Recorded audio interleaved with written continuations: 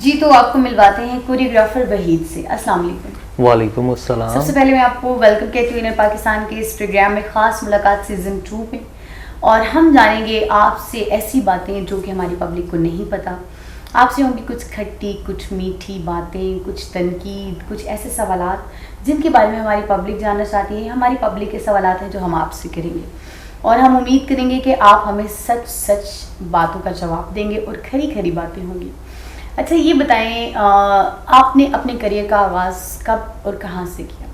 जी, मैंने अपने करियर का आगाज़ तो बचपन से ही किया था, क्योंकि मुझे बहुत ज़्यादा शौक़ था अपने घर के फंक्शंस में डांस करने का, और वहाँ से ही फिर ये मेरा शौक़ जो है वो प्रोफेशन में तब्दील हुआ, और इसका आगाज़ मैंने 98 से किया। अच्छा, 98 से किया। यानी कि बच्चों को स्टडीज़, एक टाइम होता है स्टडीज़ में इंसान कंसंट्रेट करता है अपनी स्टडीज़ के ऊपर, आपने कंसंट्रेट किया अपने डांस के ऊपर। जी। तो फैमिली ने सपोर्ट किया आपको, क्योंकि जब इंसान एक करियर के लिए एक लाइन चूज़ करता है तो डेफिनेटली फैमिली की ख्वाहिश होती है कि भाई मेरा बच्चा डॉक्टर बने, या मेरा बेटा जो है वो पायलट बने, कोई कहता है आर्मी में चला जाए, पुलिस में चला जाए, बहुत सारे प्रोफेशंस हैं। तो उन्होंने आप माइंड नहीं किया इस चीज़ के लिए कि आपने डांस का प्रोफेशन चूज़ कर लिया? देखिए जी, मेरी जो वालदा थी वो तो बहुत खिलाफ थी जिस वक्त मैंने ये स्टार्ट किया। लेकिन देखें, अब जो वालदा माँ बाप होते हैं वो बाद में बच्चे के प्यार से वो उसे फिर उस तरफ ब्लैकमेल कर लिया। हाँ, कर लेते हैं। हाँ जी, प्यार से ब्लैकमेल कर लिया, और आपने स्टडीज को छोड़ के तो प्रेफरेंस दी डांस। जी, इसकी तरफ मेरा ज्यादा रुझान था। तो सबसे पहले स्टार्ट किससे किया? आपके जो स्टार्टिंग टीचर थे जिनसे आपने जाके सीखा? जी, मेरे स्टार्टिंग टीचर जो थे वो जोनी साहब थे। उसके बाद मैंने राजा साहब से क्लासें वगैरह ली, फिर उन्होंने मुझे ये बताया इसका प्रोफेशन क्या होता है, कैसे होता है, इसको कैसे किया जाता है। अच्छा, ये बताएं कि राज साहब माशाल्लाह बहुत फेमस कोरियोग्राफर हैं, माशाल्लाह बहुत टैलेंटेड हैं। माशाल्लाह, क्योंकि आपके टैलेंट में ही वो नज़र आते हैं, पता चलता है कि वो कितने टैलेंटेड हैं। हमारे बहुत सारे कोरियोग्राफर्स हैं माशाल्लाह, नामवर कोरियोग्राफर्स हैं। पप्पू सम्राट साहब हैं, जब्बार सम्राट साहब हैं, और बहुत सारे ऐसे सीनियर जिनके शायद नाम मैं भी नहीं जानती हूँ। आप ज़रा हमारी पब्लिक को बताएं कि ऐसे कौन कौन से हमारे फेमस जो हैं कोरियोग्राफर्स गुजरे हैं जो कि आजकल की जो टाइम चल रहा है, जो ख़वातीन काम कर रही हैं उनको पता भी नहीं, जो हमारी आर्टिस्ट फनकार हैं इंक्लूडिंग मी, बहुत सारे लोगों के बारे में मुझे भी नहीं पता होगा। जी। तो आप ज़रा उनके बारे में हमें बताएं कि वो कौन लोग थे जो इस चीज़ को इंट्रोड्यूस करवाया और लेकर चले। जी, जब मैं शोबिज़ में आया तब अशरफ शराज साहब का बहुत ज़्यादा नाम था, हमीद चौधरी साहब का बहुत ज़्यादा नाम था, पप्पू सम्राट साहब का बहुत ज़्यादा नाम था, हानू सम्राट साहब का बहुत ज़्यादा नाम था। माशाल्लाह इनके साथ मैंने काम किया है, और बहुत सारी फिल्मों में इनके साथ काम किया है, मैंने असिस्ट किया पप्पू साहब को बहुत। अच्छा, आजकल के टाइम में मेरे देखने में जहाँ तक आता है हर बंदा कोरियोग्राफर बन जाता है। आप मुझे बताएं बेसिकली कोरियोग्राफर की डेफिनेशन क्या है, कोरियोग्राफर किसको कहते हैं? और आजकल जो लड़के साथ परफॉर्म कर रहे होते हैं, मतलब कोरस में डांस कर रहे होते हैं, वैसे तो इंसान यहाँ से ही मेहनत करके निकल के आता है, स्टार्ट से ही कोई बंदा मतलब पैदाइशी कोरियोग्राफर तो नहीं होता, मेहनत होती है सबकी। लेकिन कुछ लोग ऐसे भी हैं इस फील्ड में जो अभी खुद जिनको मेहनत की ज़रूरत है लेकिन वो कोरियोग्राफर बन गए। आप उनके बारे में क्या कहेंगे? जी देखें, हम तो जैसे आए हैं, हमने अपने उस्तादों की जूतियाँ उठाई हैं और बहुत ज़्यादा मेहनत की है उनके साथ, तब जाके हमें ये मुकाम मिला है। लेकिन आजकल जो लोग आ रहे हैं वो तो उनको खुद ही नहीं पता, वो एक गाना सीख के और कोरियोग्राफर बन गए हैं। यानी कि आप लोग जो गाना उनको रिहर्सल करवाते हैं वो किसी साथी फनकारा के साथ काम कर रहे होते हैं, वो जब वहां से सीख लेते तो आगे जाके वही सेम गाना वो आगे जाके करवाते हैं, कुछ चेंज नहीं। यानी कि एक क्रिएटिविटी होती है, क्योंकि बेसिकली कोरियोग्राफर एक क्रिएटिविटी करता है, एक नई चीज़, एक चीज़ को तख्लीक करना, बनाना, मतलब कि एक डांस स्टेप्स को बनाना, क्रिएट करना, वो चीज़ उनमें वो स्किल्स नहीं होते। जी बिल्कुल, आजकल तो मेरे देखने में कुछ भी ऐसा नहीं आ रहा कि कोई नया टैलेंट या कोई नई। लेकिन कुछ कोरियोग्राफर्स ऐसे भी हैं कि अब देखें, कोरियोग्राफर तो ऐसे होने चाहिए कि एक कोरियोग्राफर 10 फनकारों को काम करवा रहा है, सबके एक ही सॉन्ग के ऊपर सबका अलग अलग परफॉर्मेंस हो। लेकिन बहुत सारी दफा ऐसा भी होता है कि जैसा मैं परफॉर्म कर रही हूँ वैसा ही कोई और मेरी साथी फनकारा भी परफॉर्म करी हैं, कोई गुजरांवाला में करी है, कोई शेखपुरा में करी है, कोई लाहौर में मेरे साथ ऑपोजिट थिएटर में करी है, सेम गाना, सेम स्टेप्स, सेम सब कुछ। तो वो चेंज कहाँ चला गया? मतलब कोरियोग्राफर का मतलब तो ये नहीं होता, क्योंकि पेमेंट तो हम सब देते हैं जी, मतलब सारे सब लोग ही देते हैं, विदाउट पेमेंट तो काम नहीं होता। तो कोरियोग्राफर्स ने ये क्यों करना, मेहनत करना क्यों छोड़ दिया? बस ये देखें, ये जो कोरियोग्राफर आजकल, जो मैंने अभी आपको पहले बताया है कि एक गाना सीख के तो कोरियोग्राफर बन जाते हैं नहीं लोग। सर, मैं डांसर्स की बात नहीं करी, जी। मैं प्रोफेशनल कोरियोग्राफर्स की बात कर रही हूँ कि आजकल इस चीज को तरजीह क्यों दी जाती है कि वो कहते हैं, उनकी लैंग्वेज में मैं आपको भी बताती चलूं, उनकी लैंग्वेज में कहते हैं कि जितना गुड़ डालो उतना मीठा। जी। मीन्स की एक लड़की ने 25,000 दिया है, उसे 25,000 वाला काम करवाएंगे, एक ने 15 दिया उसे 15 वाला। अब एक खातून जो कि नई आई है, कोई न्यू कमर्स है, वो इतना अफोर्ड नहीं करती, उसकी इतनी पेमेंट नहीं है, अगर वो उस कोरियोग्राफर को एक 5,000 दे सकती है तो उसको 5,000 वाला गाना क्यों, अपने काम के साथ इंसाफ क्यों नहीं? ये कोरियोग्राफर्स के अंदर ये चीज क्यों है? जी जी, वो आजकल ये रुझान है कि जितना गुड़ डालोगे उतना नहीं तो मीठा। फिर वो बात होगी ना सर कि अपने काम के साथ तो इंसाफ ना किया ना, क्योंकि कोरियोग्राफर को तो ये सोचना चाहिए कि इसके पीछे नाम मेरा होगा। अगर मिसाल है मैं गाना करी हूँ, मैं परफॉर्मेंस करी हूँ, तो कोई ये नहीं कहेगा आफरीन गाना करी, क्योंकि वहीद ने गाना करवाया। जी। अगर कोई और न्यू कमर गाना करिए, वो कहेंगे वहीद ने, उसके पीछे क्या नाम की प्रेफरेंस खत्म हो गई है जी, पैसे की तरजीह हो गई। हाँ जी, आप कोरियोग्राफर ये बात बिल्कुल नहीं समझते, बिल्कुल नहीं सोचते कि ये क्या हो रहा है, और फील्ड जो है ये शोबिज डाउनफॉल की तरफ जा रहे हैं। जी जी। तो मैं यही कहना चाहूंगा कि जो अभी मौजूदा कोरियोग्राफर रह चुके हैं, बच्चे बुच्चे जो, उनको चाहिए ये नहीं करना चाहिए। अच्छा सर, मुझे ये बताएं कि आप समझते हैं कि आजकल के दौर में कोरियोग्राफर्स की उतनी रिस्पेक्ट है जितनी उनको मिलनी चाहिए? जी, मैं तो आपको ये कहना चाहूंगा कि जो अच्छे कोरियोग्राफर है ना, वो अपने घरों में बैठे हुए हैं। ये जो उनके बच्चे हैं आगे से, ये कोरियोग्राफर, इनको पता ही नहीं कि कोरियोग्राफ कहते किसको हैं। बिल्कुल सही। तो ये फील्ड में आगे हुए हैं, जिसकी वजह से जो सही काम करने वाले लोग थे वो अपने घरों तक महदूद रह गए। वो काम क्यों नहीं कर रहे? इन लोगों को आगे आने का मौका किसने दिया है, या फिर ये किस तरह आगे आ जाते हैं? ये देखे ना, अब जो फील्ड का रुझान या फील्ड का रास्ता जो है ना, वो कोरियोग्राफर ने चेंज कर लिया है। अब कोरियोग्राफर नहीं रहा, कुछ और बन गया है। सही। यानी कि अब आप देखें ना आफरीन, आप एक स्टार हैं और आप कोरियोग्राफर को हायर करती हैं, वो आपको घर से ही आपको स्टार बना के ले आएगा। यानी कि आप जो न्यू कमर्स आ रही हैं, हाँ जी, उन्हें मिस गाइड किया जाता है। जो आने वाले डांसर्स लड़के हैं जो कि कोरियोग्राफर की भी उस सीट पर भी नहीं पहुंचे, जी, जी। वो घर से उन्हें एक ऐसा ख्वाब दिखा के ले आते हैं कि हाँ जी, कि भाई आप तो सुपरस्टार हैं, आपको तो मेहनत की जरूरत ही नहीं है। हाँ, इसी वजह से ये काम का जो निजाम है ना, वो किसी और तरफ चला गया। अच्छा ये बताएं, आजकल के गाने ड्रम से हैं जी, उसमें प्रॉप्स ज्यादा है, डांस कम है। पहले वाले दौर में प्रॉप्स का तो कोई इतना, उस गाने में प्रॉप्स हुआ करती थी जिसमें उसकी जरूरत हुआ करती थी, अभी जरूरत भी नहीं होती। और प्रॉप्स के साथ गाना ज्यादा 80% प्रॉप्स पे होता है, 20% परफॉर्मेंस पे होता है। आप समझते हैं कि ये ठीक है? देखिए जी, ये तो जो लोग प्रॉप्स के साथ काम कर रहे हैं, कुछ लोग अच्छा काम कर रहे हैं, कुछ लोग ऐसे ही बेफजूल में रख के उसको बस शो के लिए इस्तेमाल कर रहे हैं। बेफजूल में रख के शो के लिए इस्तेमाल करते हैं, क्या ये प्रोड्यूसर की डिमांड है? नहीं, ये उनकी अपनी डिमांड है, ये कोरियोग्राफर की डिमांड है, ये प्रोड्यूसर की डिमांड नहीं है। या फिर आप ये कहेंगे इन दूसरे लफ्जों में कि कहीं ऐसा तो नहीं कि जिन लड़कियों को अच्छी परफॉर्मेंस नहीं आती उन चीजों को कवर करने के लिए 80% नहीं, ये 50% ऐसा हो सकता है, लेकिन जो 80% है ना, वो परफॉर्म के साथ ही अच्छा लगता है। अच्छा, और मैं भी यही कोशिश करता हूँ, मैं खुद बहुत ज्यादा इसमें प्रॉप्स वगैरह यूज करता हूँ, क्योंकि ये जिद्दत है और आने वाला वक्त जो डिमांड कह सकते हैं। हाँ जी, पब्लिक डिमांड है ये। अच्छा, पब्लिक डिमांड है। अच्छा ये बताएं कि जब आप कोरियोग्राफर नहीं थे।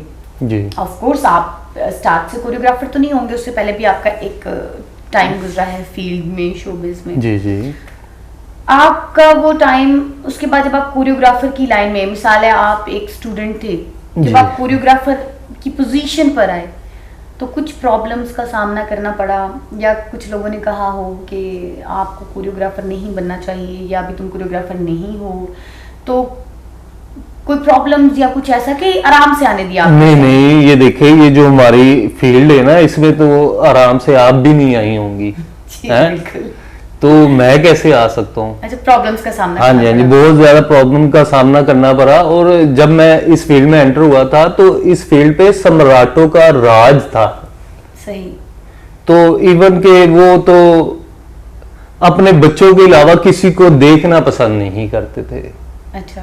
वो अपने बच्चों को बहुत ज्यादा प्रेफर करते थे, इसलिए हम बाहर से लोग थे, जैसे कि मैं एक राजा साहब का शागिर्द हूँ, वो कोई सम्राट फैमिली से ताल्लुक बिलोंग नहीं करते। ठीक है, मतलब कि सम्राट फैमिलीज जो सी थी वो प्रॉपरली स्पेसिफिकली कोरियोग्राफी के लिए या डांस के हवाले से जानी जाती है। हाँ जी, हाँ जी, ठीक है? बिल्कुल बिल्कुल। और वो पाकिस्तान में सबसे इस वक्त ज्यादा उनका नाम उनका था, नाम, जिस उनका नाम जिस वक्त है मैं, है भी बिल्कुल। हाँ जी, और इनको राजा साहब जो थे वो हैं माशाल्लाह, उनकी एक साइड से वो एक बेहतरीन कोरियोग्राफर माशाल्लाह जी, सामने जी, आए, वो माशाल्लाह। उभरते हुए कोरियोग्राफर, आज भी बहुत अच्छा काम कर रहे हैं माशाल्लाह। तो उनके उनमें से निकलकर आप हाँ जी, हाँ आगे जी, तो और आप- मैंने बहुत ज्यादा मेहनत की। ये देखिए, ऐसे तो कोई भी नहीं आगे आने देता नहीं, इस तो आप फील्ड जब में। एक डांसर थे, जी। उसके बाद आप जब कोरियोग्राफर बने एक मेहनत करने के बाद, तो जो आर्टिस्ट थी उस वक्त, अभी तो खैर कोई भी कर लेता है एक्सेप्ट के भी हाँ मैडम जी ऐसे ऐसे ऐसे बड़ा खूबसूरत गाना होगा, ये होगा वो होगा, और नहीं कुछ लोगों को न्यू कमर्स को पता होता। तो जो स्टार्स थी वक्त की, जिन्हें आपने काम करवाया, आप करवा भी रहे हैं, तो जब आप एज एन डांसर से एज एन कोरियोग्राफर आए तो उन्होंने आपको इजीली एक्सेप्ट कर लिया? जी जी, ये तो शुक्र अल्लाह का, जितनी मेहनत मैंने की हुई थी, जितना पीछे मैं था, वो अल्लाह ताला ने मेरी सुनी माशाल्लाह। कि मैं बहुत ज्यादा इसको जल्दी इम्प्रूव किया।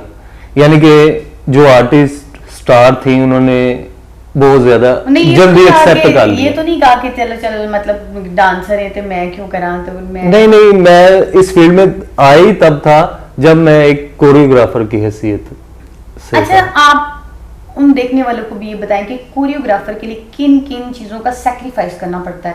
काफ़ी चीज़ों की कुर्बानी भी देनी पड़ती होगी, जैसे हम लोग आर्टिस्ट हैं, हम लोगों को भी काफ़ी चीज़ों की कुर्बानी, जैसे कि अब मतलब आप 7 दिन का ड्रामा करके, 14 दिन का ड्रामा करके डेली बेसिस पे आते हैं, डेली बेसिस पे काम करते हैं, जाते हैं, इतनी इनकम मिलती है, सब्र करके आहिस्ता आहिस्ता आहिस्ता, कुछ कभी कभी स्टार्ट में गाने मिलते हैं, नहीं मिलते, एक पोजीशन पे बंदा पहुंचता जी है। जी, नहीं स्टार्ट में तो आपको पता है कि ऐसे ही हर बंदे के साथ ही ऐसा होता है कि स्टार्ट में आपको काम करने के लिए बहुत सी मुश्किलात का सामना आपको होता क्या है। मुश्किलात का सामना करना पड़ा, यही तो हम जानना चाहते हैं। देखें जी, मैं भी ऐसे स्टार्ट में पहले काम मांगने के लिए जाता था लोगों से, लेकिन वो मुझ पे ट्रस्ट नहीं करते नहीं थे ट्रस्ट इतना। करते थे कि हम उस दौर में सिर्फ लाख से 1.5 लाख रुपए में एक परफॉर्मेंस तैयार होती थी।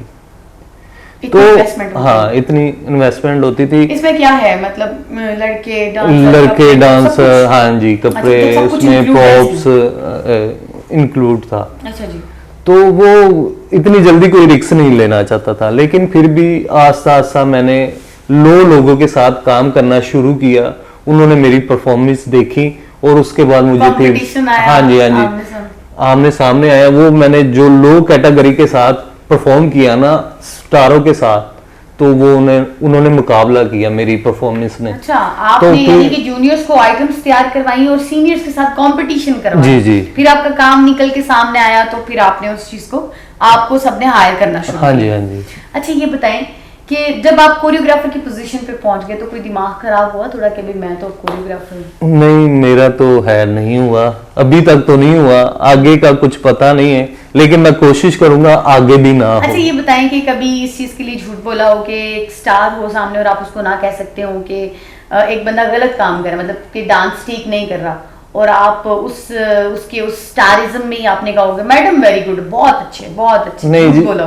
नहीं जी, मैंने हमेशा ही अपने काम के साथ इंसाफ करने की कोशिश की है। मुंह पे बोल देते हैं कि आप ठीक नहीं हाँ जी, हाँ जी, मैंने तो कभी इवन यहाँ तक कि मैंने आपको भी बोल दिया काफी मर्तबा कि आप ये काम ठीक नहीं कर रही। आपको इस बात से अंदाजा हो गया होगा कि मैं नहीं तो कभी किसी स्टार ने कहा निकल जाओ, मुझे गलत नहीं, माशाल्लाह से जब मैं इस पोस्ट पे आया था तो सभी आर्टिस्ट मेरी बहुत ज्यादा इज्जत करती थी। किन किन आर्टिस्टों को काम करवा चुके हैं आप?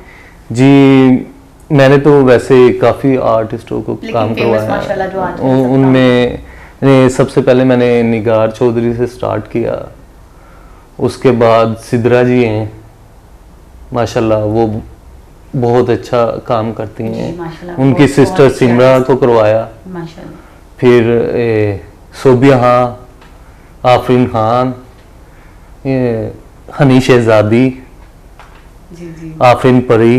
अच्छा जी, तो जी माशाल्लाह, आप माशाल्लाह बहुत अच्छा काम करते हैं और आपके काम और के वाले से इसी तरह बहुत सारी आर्टिस्टों को काम करवाया मैंने भी। अच्छा, बहुत सारी आर्टिस्टों को।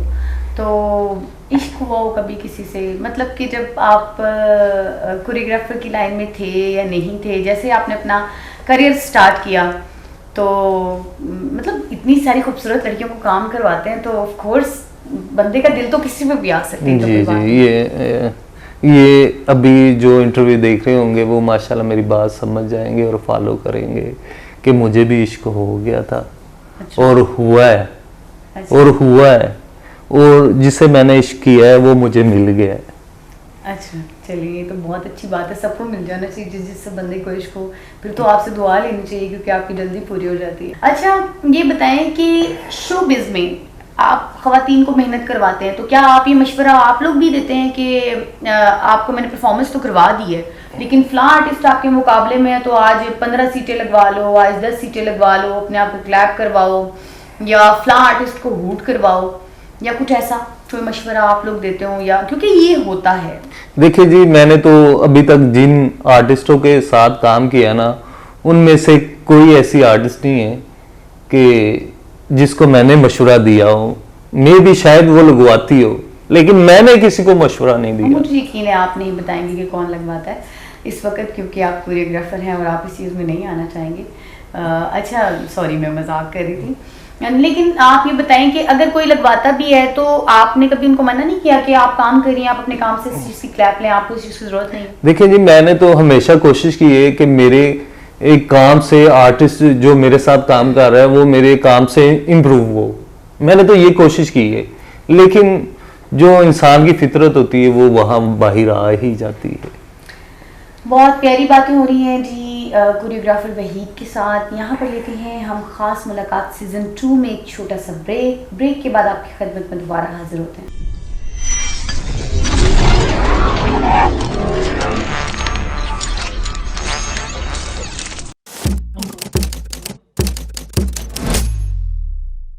खास मुलाकात सीजन 2 में आपको वेलकम बैक कहते हैं और हमारी बड़ी प्यारी प्यारी बातें हो रही थी वहीद सर के साथ, तो हम फिर उनकी तरफ चलते हैं।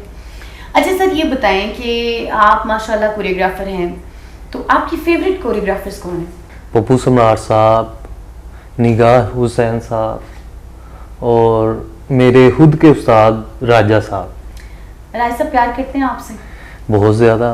राजा साहब ने मुझे बच्चों की तरह पाला हुआ है। अच्छा, माशाल्लाह माशाल्लाह। इस वक्त मेरे ख्याल कराची में बहुत ज़्यादा हाँ जी, वो बहुत ज़्यादा अच्छा काम कर रहे हैं। अच्छा, ये बताएं कि कोरोना एक बहुत सीरियस मैटर हमारे मुल्क का, जब भी कोरोना आया तो उस वक्त बहुत ज़्यादा जो उनसे सख्त हालात आर्टिस्टों के ऊपर आ गए और बल्कि पूरे वर्ल्ड लेवल पर ये चल रहा था, तो सबके साथ ही प्रॉब्लम्स थी। तो क्या सब ने एक दूसरे को सपोर्ट किया? आपके जितने हल्का अहबाब के लोग थे जो आर्टिस्टों से रिलेटेड हैं, क्योंकि आप लोग तो टेक्नीशियंस को और स्पॉट बॉयज़ को तमाम लोगों को जानते हैं, तो क्या इन लोगों ने एक दूसरे को सपोर्ट किया या किसी को नहीं पूछा? जहाँ तक तो मेरे जानने का ख्याल है बहुत सारे लोगों ने आपस में एक दूसरे को सपोर्ट किया है। Very good. लेकिन कुछ ऐसे भी लोग हैं जिन्होंने नहीं सपोर्ट किया, लेकिन मैंने जहाँ तक देखा है कि आपस में फील्ड में लोगों ने एक दूसरे को बहुत ज़्यादा सपोर्ट किया। बहुत अच्छी बात है, क्योंकि एक फैमिली की तरह होते हैं, अगर हमने एक दूसरे को सपोर्ट नहीं करना तो फिर किसने करना। अच्छा, ये बताएं कि जो डांस है ये कितने अरसे में आ जाता है, ये या कब तक सीखा जा सकता है, या एक बंदा कब मुकम्मल डांसर या क्या वो बन सकता है या क्या? देखें जी, डांस की कोई लिमिट नहीं है कि आप ये कितने अरसे में सीख सकते हैं। ये तो ऐसा फन है जो आप सारी जिंदगी सीखते रहें, तो खत्म नहीं होता, ये खत्म ही नहीं होता। सीखने का अमल एक ऐसा अमल है जो कि ताहयात जारी रहता है। इंसान जितना इसकी डेप्थ में जाता जी है जी, तो उतना ही ही गहरा है। जी जी बिल्कुल, और वो उतना ही ये समंदर से भी ज्यादा गहरा है। अच्छा, मुझे बताएं आपको कौन सी फॉर्म सबसे ज्यादा अच्छी लगती है? मतलब क्लासिकल पसंद है, मॉड पसंद है, बहुत सारी फॉर्म्स हैं, तो आप नहीं, आपका फेवरेट कौन सा? मुझे डांस की फॉर्म जो है ना वो कथक बहुत ज्यादा पसंद है। मैं बहुत ज्यादा लाइक करता हूँ उसको, बहुत ज्यादा पसंद करता हूँ। और आजकल के दौर में तो कोई मेरे ख्याल कथक नहीं सीखता होगा। नहीं, आजकल के दौर में तो ये खत्म ही हो गया है, आहिस्ता आहिस्ता खत्म हो रहा है। लेकिन सीखना चाहिए मेरे हाँ ख्याल जी, है, हाँ जी, बेस जो क्योंकि इसकी बेस, डांस की बेस जो है ना इस पे रखी हुई है। अच्छा, इस वजह से सर आपसे बहुत अच्छी और बहुत प्यारी इंफॉर्मेशन जानने को मिली हमें, और हम चाहेंगे कि जाते जाते आप हमारे व्यूवर्स को कोई बहुत अच्छा सा पैगाम देना चाहें तो। मेरा तो यही मैसेज है कि जहाँ तक मैंने इस फील्ड को देखा है, ये बहुत ही मुश्किल काम है और बहुत ही ज़्यादा मुश्किल काम है। और मैं ये चाहूँगा कि आने वाले लोगों को ये मैसेज है मेरा कि वो बहुत ज़्यादा मेहनत करें, क्योंकि आने वाले वक्त में ये बहुत ज़्यादा टफ होने वाला है और आप इसको बहुत ही ईमानदारी से करें, क्योंकि ये अब जो काम है वो किसी और तरफ जाना शुरू हो गया है। थैंक यू वेरी मच, बहुत अच्छा लगा आपसे बातचीत करके, बहुत शुक्रिया आपके आने का, आपके वक्त का। और इंशाल्लाह हम कोशिश करेंगे कि अगर हमारे व्यूवर्स हमें बहुत सारे क्वेश्चंस और आपके लिए भेजते हैं तो हम आपको फिर ज़हमत देंगे हमारे पाकिस्तान पे ख़ास मुलाकात सीज़न 2 में। व्यूवर्स, आपसे इजाज़त चाहूँगी, प्रोग्राम का वक्त इस वक्त ख़त्म हो रहा है और हम फिर नेक्स्ट किसी बेहतरीन पर्सनालिटी के साथ, इसी तरह किसी अच्छी पर्सनालिटी के साथ, उस पर्सनालिटी के साथ जिसे आप देखना चाहते हैं, जिनके क्वेश्चंस आप हमें भेजेंगे, उन्हें बुलाएंगे अपने प्रोग्राम में और आपको बताएंगे उनके वो सब राज जो आप जानना चाहते हैं, वो तमाम बातें जो बैक एंड पे होती हैं, जो पर्दे के पीछे हैं, पसे पर्दा हैं, जो कि आप सबको नहीं पता होती, उन तमाम चीज़ों के बारे में जानेंगे। इन चीज़ों को देखने के लिए देखते रहिएगा ख़ास मुलाकात सीज़न 2। अल्लाह हाफ़िज़।